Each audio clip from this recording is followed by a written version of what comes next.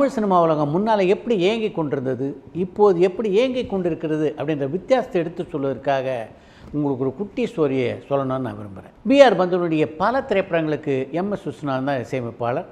எப்படிப்பட்ட பாடல்களை கர்ணன் உட்பட பல படங்களில் எம்எஸ் விஸ்வநாதன் கொடுத்தார் அப்படின்றது நீங்கள் எல்லோரும் அறிந்த ஒரு விஷயம். இதுக்கு பின்னால் ஒரு படத்துக்காக பிஆர் பந்துலு எம்எஸ் விஸ்வநாதன் ஒப்பந்தம் செய்தாரே தவிர அந்த பாடல் கம்போசிங்க்கு விஸ்வநாதனை கூப்பிடவே இல்லை. 1 மாதம் ஆச்சு, 2 மாதம் ஆச்சு, 3 மாதம் ஆச்சு. 3 மாதமாயும் தன்னை பிஆர் பந்துலு கூப்பிடலையே அப்படின்னு நினச்ச எம்எஸ் விஸ்வநாதன் பந்துலுடைய மேனேஜர் ஒரு நாள் பார்த்து, என்னப்பா ஆச்சு, ஏன் கம்போசிங் கூப்பிடவே இல்லைன்னார். இந்த பந்துலுடைய மேனேஜர் சொன்ன பதில் இருக்க அது அவ்வளோ நேரடியான பதிலாக இல்லை, கொஞ்சம் சுற்றி வளைச்சி ஏதோ சொன்னார். இதிலேருந்தே ஏதோ சிக்கல் இருக்குது அப்படின்னு எம்எஸ் விஸ்வநாதன் புரிஞ்சுக்கிட்டார். அந்த மேனேஜர்கிட்ட என்ன விஷயமா இருந்தாலும் பட்டுன்னு சொல்லு, நான் ஒன்றும் தப்பாக நினைக்க மாட்டேன் என்று எம்எஸ் விஸ்வநாதன் சொன்ன உடனே, இல்லை சார், நீங்கள் பெரிய சம்பளம் வாங்குறீங்க, முன்ன உங்களுக்கு அந்த சம்பளத்தை பிஆர் பந்துலு கொடுத்தாரு, இப்போ பந்துலுக்கு சின்ன சின்ன பிரச்சனைகள் இருக்குது, கொஞ்சம் பொருளாதார ரீதியாக சிக்கலில் இருக்கார், அந்த சம்பளத்தை உங்களுக்கு கொடுக்க முடியுமா அப்படின்னு அவர் சங்கடப்படுறாரு. அப்படி அந்த சம்பளத்தை கொடுக்க முடியாத ஒரு சூழ்நிலையில் உங்களை அந்த படத்துக்கு மியூசிக் போட சொல்கிறது அவ்வளோ சரியாக இருக்காதுன்னு நினைக்கிறாரு என்ற விஷயத்தை எம்எஸ் விஸ்வநாதன் சொன்னார் அந்த மேனேஜர். அடுத்த நிமிஷம் எம்எஸ் விஸ்வநாதன் பிஆர் பந்துலுடைய வீட்டில் இருந்தார். அவரை பார்த்து ஒரே ஒரு விஷயந்தான் சொன்னார் விஸ்வநாதன், நீங்கள் அடுத்து எடுக்க போகிறீங்கள படம், அந்த படத்தினுடைய கதையமைப்புக்கு நான் சரியான இசையமைப்பாளர் இல்லைன்னு உங்களுக்கு தோணுச்சுன்னா என்கிட்ட சொல்லுங்கள், இந்த படத்தில் நான் விளைவிக்கிறேன், எனக்கு எந்த ஆட்சேபனையும் இல்லை. ஆனால் எனக்கு பணம் கொடுக்க முடியாது, சம்பளம் கொடுக்க முடியாது அப்படின்ற எண்ணத்தில் நீங்கள் என்னை மாற்றுறதா இருந்தால் அதுக்கு நான் ஒத்துக்க மாட்டேன். நீங்கள் எனக்கு ஒரு காசு தர வேணாம், உங்கள் படத்துக்கு நான் இசையமைத்து தருகிறேன் என்றார் விஸ்வநாதன். எப்படிப்பட்ட உயர்ந்த பண்பு பாருங்கள். இப்போது அப்படிப்பட்ட பண்புள்ள ஆட்களை பார்க்க முடியுதான மாதிரி. எந்த ஒரு மனுஷனுக்கும் வாழ்க்கையில் அவர் முன்னேறணும்னா நம்பிக்கை இருக்குது, அது ரொம்ப முக்கியம். நாகேஷ் வளர்ந்து கொண்டிருந்த காலகட்டத்தில் ஏசி துர்லோச்சனுடைய இயக்கத்தில் உருவான வீர திருமகன் படத்தில் அவரை நடிக்க வைக்க வேண்டும் என்று ஏவிஎம் நிறுவனத்தில் விரும்பினார். அவர் அந்த படத்தை நடிக்க ஒத்துக்கிட்டார். ஆனாலும் ஒரு சின்ன விபத்தின் காரணமாக அவரால் அந்த படத்தை நடிக்க முடியல. அதைத் தொடர்ந்து திருலோச்சந்தருடைய இயக்கத்தில் அவர் உருவாக்கிய நானும் ஒரு பெண் அப்படின்ற திரைப்படத்தில் நடித்தார் நாகேஷ். அந்த படத்தில் அவர் நடிக்கிறதுக்கு சம்பளம் பேசுறதுக்காக நாகேஷை தன்னுடைய அலுவலகத்துக்கு வர சொல்லியிருந்தார் சரவணன். இப்போ நாகேஷ் அந்த படத்தை நடிக்கிறதுக்கு 10,000 ரூபாய் கேட்டார். ஏவிஎம் சரவணன் 5,000 ரூபாய் கொடுக்குறதா சொன்னார். ஆனால் நாகேஷ் எளிதில் அந்த படத்தில் 5,000 ரூபாய்க்கு நடிக்க ஒத்துக்கலை.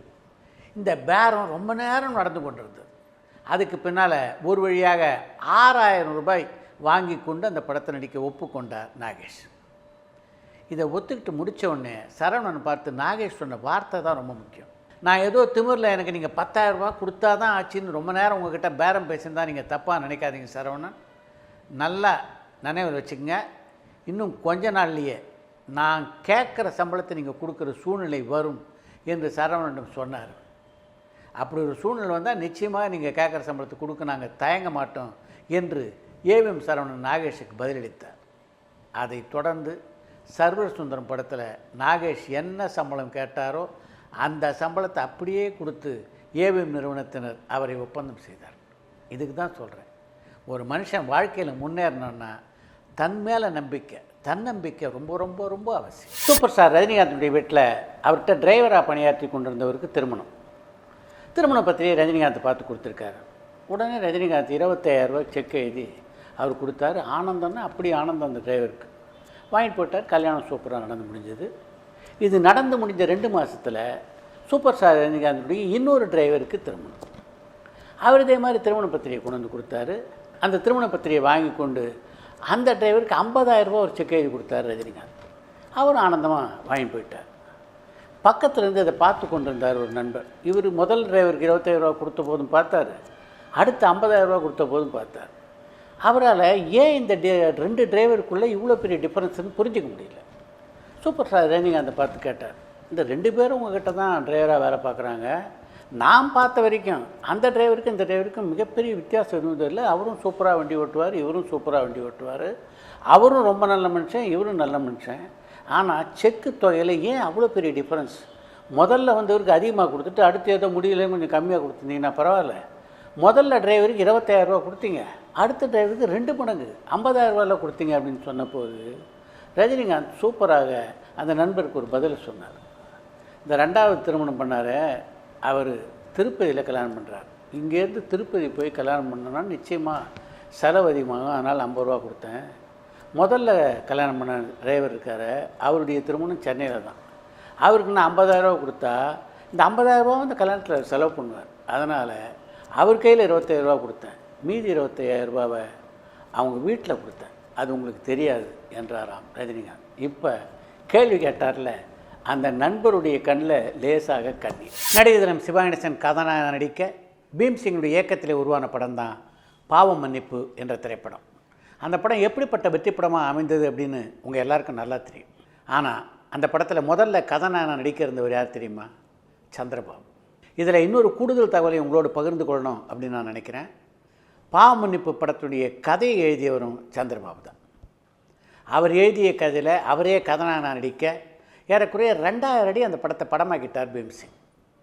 படமாக்கின பிறகு அந்த படத்தை போட்டு பார்த்தார். போட்டு பார்த்தவருக்கு அந்த படம் அவ்வளோ திருப்தியாக இல்லை.